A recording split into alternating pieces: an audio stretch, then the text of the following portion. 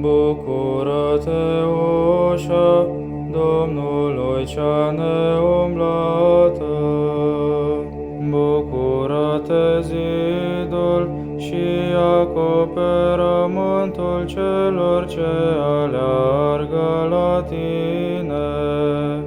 Bucură-te, limanul cel neînviforat și neispitită de nuntă, ceea ce ai născut cu trup pe Făcătorul tău și Dumnezeu, nu înceta te ruga pentru cei ce laudă și se